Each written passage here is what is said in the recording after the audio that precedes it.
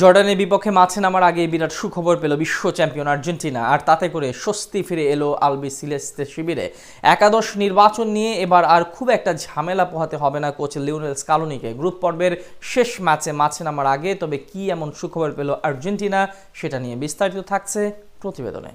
Group পর্বের প্রথম দুই ম্যাচে দুই জয় নিয়ে বিশ্বকাপ ধরে রাখার মিশন শুরু করেছে বিশ্ব চ্যাম্পিয়ন আর্জেন্টিনা। প্রথম ম্যাচে আলজেরিয়ার বিপক্ষে ৩-০ গোলের জয়ের পর দ্বিতীয় ম্যাচে আকাশী নীলরা অস্ট্রিয়াকে হারিয়েছে ২-০ গোলের ব্যবধানে। ফলে গ্রুপ চ্যাম্পিয়ন হিসেবে রাউন্ড অফ 32-তে ওঠাও নিশ্চিত হয়েছে মেসি মার্টিনেজদের। যদিও টানা দুই ম্যাচে জয় পেলেও তারকা ফুটবলারদের ইনজুরির কারণে বেশ অস্বস্তিতেই ছিল আকাশী নীলরা। বিশেষ করে রক্ষণভাগে একাধিক খেলোয়াড়ের ইনজুরি দুশ্চিন্তার ভাঁজ ফেলেছিল কোচ লিওনেল স্কালোনির কপালে। তবে জর্ডানের বিপক্ষে ম্যাচের আগে সুখবর পেলেন আর্জেন্টাইন এই বস। ইনজুরি কাটিয়ে সুস্থ হয়ে ফিরেছেন গনজালো মন্টিয়েল। আর এই সুখবরে রক্ষণ ভাগে একাধিক পরিবর্তন আনার চিন্তা করছেন কোচ স্কালোনি। ঢেলে সাজানো হতে পারে পুরো একাদশকেই, বেঞ্চে রাখা হতে পারে মূল একাদশের তারকা বেশ কিছু ফুটবলারকেও। হ্যামস্ট্রিংয়ের চোটের কারণে অস্ট্রিয়ার বিপক্ষে ম্যাচে একাদশে ছিলেন না মন্টিয়েল। প্রথম ম্যাচে আলজেরিয়ার বিপক্ষে রাইট ব্যাক পজিশনে মাঠে নামলেও হাফ টাইমেই তুলে ফেলতে হয় মন্টিয়েলকে। তার পরিবর্তে নামানো হয় নাহুয়েল মলিনাকে। পরের ম্যাচে অস্ট্রিয়ার বিপক্ষেও মন্টিয়েলকে আর একাদশে রাখতে পারেননি কোচ স্কালোনি। একাদশে সুযোগ পান মলিনা। তবে জর্ডানের বিপক্ষে মাঠে নামার আগে সম্পূর্ণ ফিট হয়েছেন মন্টিয়েল। ফলে গ্রুপের শেষ ম্যাচে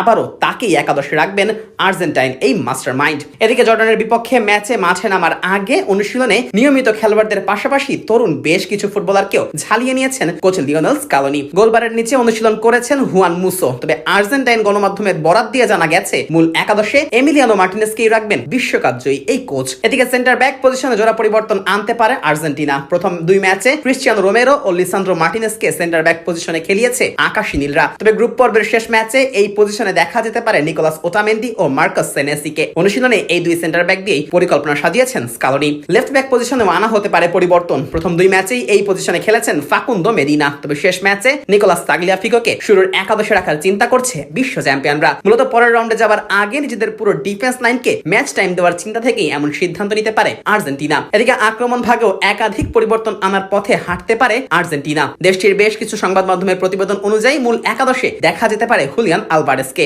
এমনকি জিওভানি লো সেলসোকেও রাখা হতে পারে মূল একাদশে। এছাড়া জিউলিয়ানো সিমিওনে, এজেকুয়েল পালাসিওস এবং নিকো পাঁচকে অল্প সময়ের জন্য হলেও গেম টাইম দিতে চান কোচ স্কালোনি। তবে এত সব পরিবর্তন আনলেও ম্যাচ জেতাই থাকবে আর্জেন্টিনার মূল লক্ষ্য। গ্রুপ পর্ব থেকে পূর্ণ 9 পয়েন্ট নিয়েই রাউন্ড অফ 32-তে যেতে চাইবে আলবি সেলেস্তেরা। এখন দেখার বিষয় শেষ পর্যন্ত নিজেদের পরিকল্পনা বাস্তবায়ন করতে পারে কিনা আকাশী নীলরা।